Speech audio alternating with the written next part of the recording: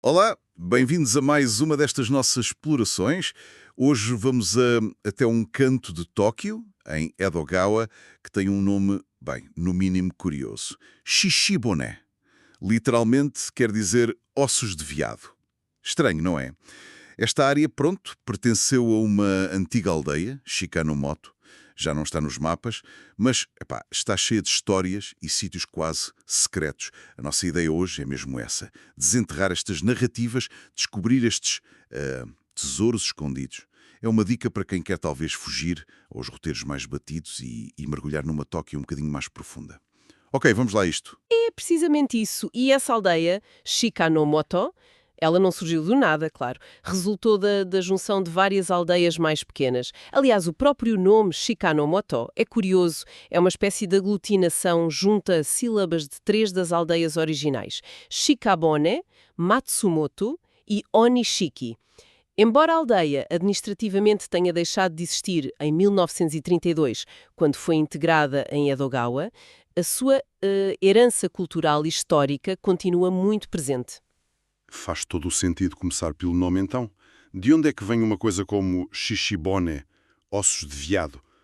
Parece quase, sei lá, tirado de um conto. E olha, a verdade é que tem mesmo raízes numa lenda antiga, do século VIII, mais ou menos, período Jingo Keiun, por volta de 768 d.C.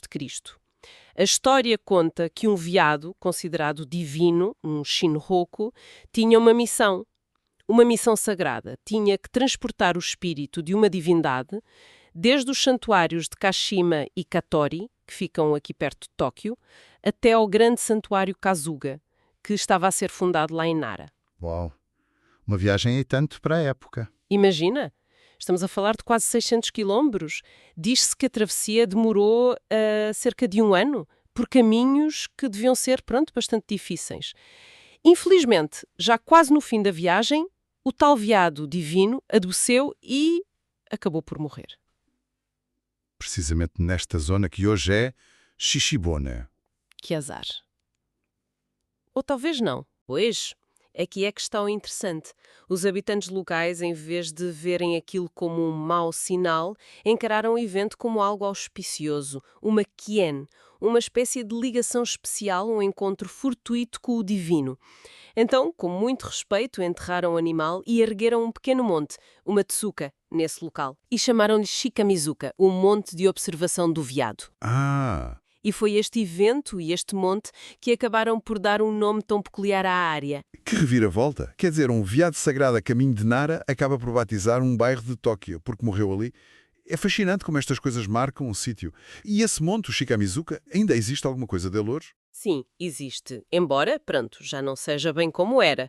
O local físico da lenda é hoje o Santuário Shikamizuka. É um espacinho pequeno, sabes? Muito discreto, ali numa esquina, perto de uma ciclovia. É fácil passar por ele sem notar a importância histórica. Mas está lá, assinalado com um monumento de pedra que diz local de origem de Shishibone. É mesmo o marco zero do nome. Um Mark Zero? Que giro. Que giro! E as fontes sugerem que o monte original era bem maior, talvez uns 7 ou 8 metros de altura, e tinha um pinheiro antigo no topo e tudo. Claro que com os séculos foi sendo alterado, o pinheiro morreu, o monte foi aplanado, há até quem pense que podia ser um kofun, um túmulo antigo, que já lá estava e depois foi associado à lenda. Mas o fundamental é mesmo a ligação forte que este sítio cria com santuários super importantes, como o Kashima, Katori e o Kazuga Taisha, em Nara. Faz sentido. E essa ligação à Kashima não se fica por aí. Mesmo ali perto temos o santuário Kashima de Shishibune. Era o Shinju, o santuário protetor da antiga aldeia de Shishibune. E, curiosamente, o nome antigo deste santuário era Gosha Shinmei-sha. Pode traduzir-se como Santuário dos Cinco Deuses. 5 deuses. Sim, uma teoria diz que isto vem da fusão dos santuários das famílias fundadoras da aldeia, incluindo a família Tajima, de quem vamos falar daqui a pouco, mostra bem como a comunidade local se identificava com a divindade de Kashima, ligada à lenda do veado, não é? Eles têm também um ritual interessante no festival anual. Ah, sim. Os representantes passam por baixo de um portão de madeira, chamado matagi. É um ato de purificação antes de entrarem no recinto principal. É impressionante como uma lenda com mais de 1000 anos ainda se reflete nos nomes e nas práticas de hoje. Mas a história de Shishibona não parou no século VIII, pois não? Se formos até ao período Edo, conseguimos espreitar como viviam os chefes destas aldeias. Conseguimos, sim. Uma forma excelente é visitar a residência Ishinoe Nanushi Yashiki. Era a casa da tal família Tajima, uma das famílias importantes que eu mencionei. No início do período Edo, os Tajims tiveram um papel crucial no desenvolvimento de novas terras agrícolas ali na zona de Ishinoe, as chamadas Ishinoe Shinden. Os que abriram novos campos. Exatamente, e por causa desse trabalho e liderança foram recompensados com o título de Nanushi, ou seja, chefes de aldeia hereditários.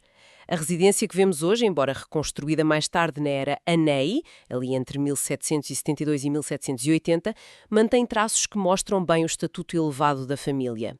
Repara, ainda tem um fosso à volta de parte da propriedade e um portão de entrada coberto, imponente, o Nagayamon. Isto eram coisas mais típicas de casas de samurais. A sério? Para um chefe de aldeia. Sim, dá-nos uma ideia do prestígio que eles alcançaram como elite rural. Além disso, destaca-se o telhado de colmo da casa e a yashikirin, a floresta da propriedade, bem conservada, que servia de corta-vento e dava recursos. A residência fica em Haruecho 22120, perto do rio Shinakagawa. É, sem dúvida, um tesouro escondido, uma janela rara para a vida da elite rural do período Edo, longe da confusão do centro. Uma residência quase de samurai para um chefe de aldeia. Dá que pensar sobre como as coisas funcionavam na altura. E aqui é onde fica mesmo interessante. Parece que até os shoguns, os líderes do Japão, andaram por estas bandas e deixaram marcas inesperadas. Exatamente. Há uma história particularmente saborosa que envolve o oitavo shogun Tokugawa, o Yoshimune. Ele era conhecido pelas reformas, mas também gostavam muito de caçar com falcões, a Takagari. Ora, em 1717, numa dessas caçadas, veio parar a esta região, mais precisamente a aldeia de Higashikoiwa, que fazia parte da antiga Shikanomoto, e o Yoshimune precisou de fazer uma pausa. Cansaço da caçada, imagino. Provavelmente.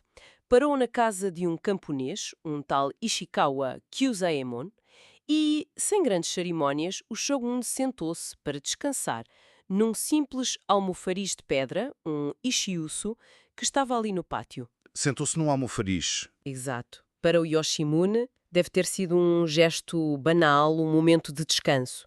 Mas para a família Ishikawa, aquilo foi a maior honra das suas vidas. Consigo imaginar. A reação deles foi extraordinária. Passaram a tratar aquele almofariz, um objeto comum, como se fosse sagrado, uma relíquia. Chegaram ao ponto de construir um pequeno santuário privado no quintal dedicado só ao almofariz. Chamaram-lhe Uzunomiya, o Santuário do Almofariz. Não pode. Um santuário para um almofariz. Isso é absolutamente inesperado. É incrível, não é? E o mais incrível é que este santuário privado ainda existe hoje, preservado pela família. Que demonstração de respeito, quase veneração pelo shogun. Mostra como um evento tão trivial pode criar um legado histórico tão peculiar e pessoal. Era comum este tipo de devoção a coisas tocadas pelo shogun. Bem, não diria que era comum ao ponto de haver santuários para almofariz por todo o lado, mas reflete sem dúvida o imenso respeito e a distância social que havia entre o líder supremo e o povo. Qualquer interação, por mais breve que fosse, podia ser vista como um acontecimento marcante.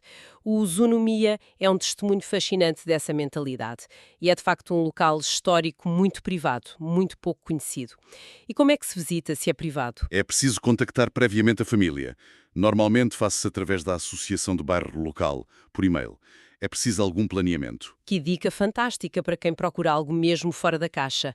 Além destas histórias de pessoas e poder, a área também parece ter marcos naturais com as suas próprias lendas, certo? Falaram de um pinheiro gigante. Falar de um pinheiro negro com mais de 600 anos e o que o torna mesmo especial é a copa.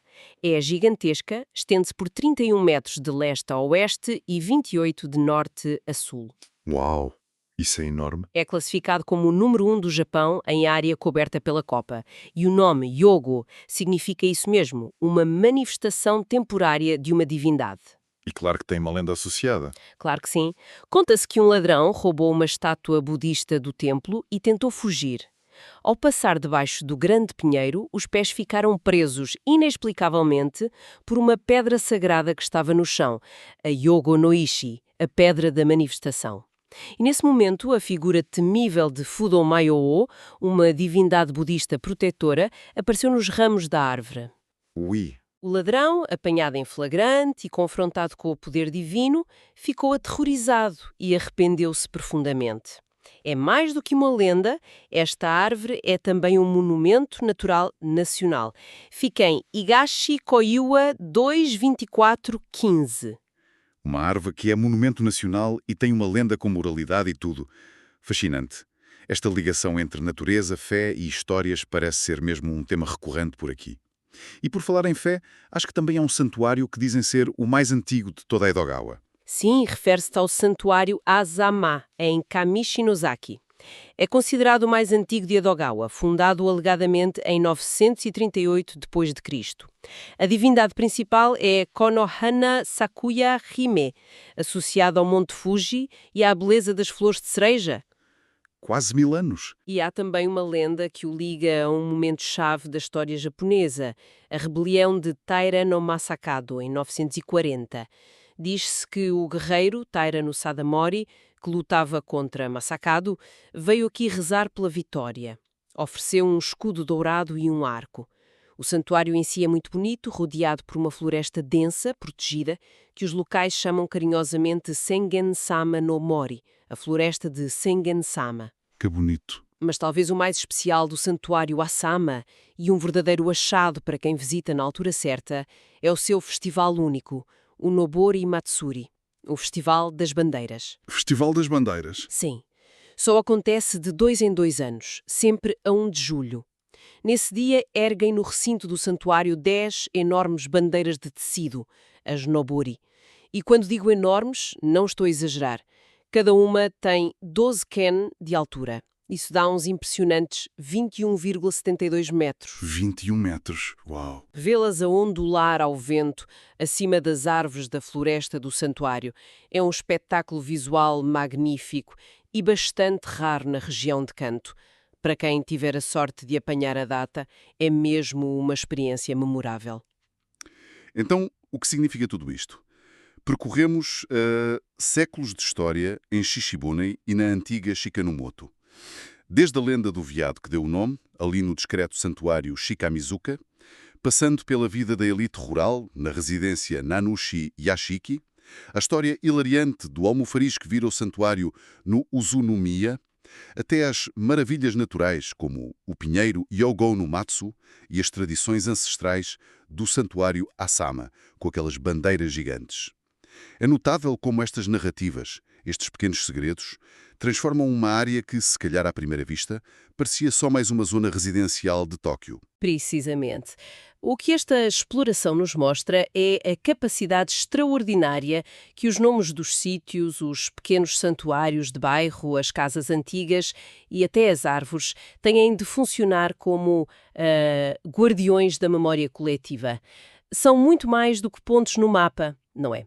São repositórios vivos de histórias, de lendas, da identidade das comunidades que ali viveram e vivem. O que é fascinante aqui é como estas camadas de memória, desde o mito ancestral que influenciou o nome de um lugar, passando pelas dinâmicas de poder feudal que deixam marcas físicas, até a natureza que se torna veículo de crenças locais, como tudo isto coexiste e persiste, mesmo com a pressão da metrópole moderna. Mostram uma resiliência da identidade local. E para quem quer ir além da superfície, são estas camadas que tornam a descoberta verdadeiramente rica. E para deixar aqui uma semente de curiosidade, lembrem-se que o nome da aldeia maior, Shikanomoto, era, como disseste no início, uma fusão de 3 nomes: Shikabon, Matsumoto e On-Ishiki. Hoje, mergulhamos fundo nas origens e histórias ligadas a Shijibon, mas fica a pergunta no ar. Que outras lendas, que outros segredos e tesouros escondidos estarão ainda adormecidos nas heranças das antigas Matsumoto e Yon Ishiki, ali mesmo, à espera de serem redescobertos na Edo-Gawa dos nossos dias. Fica para explorar, talvez, numa próxima vez.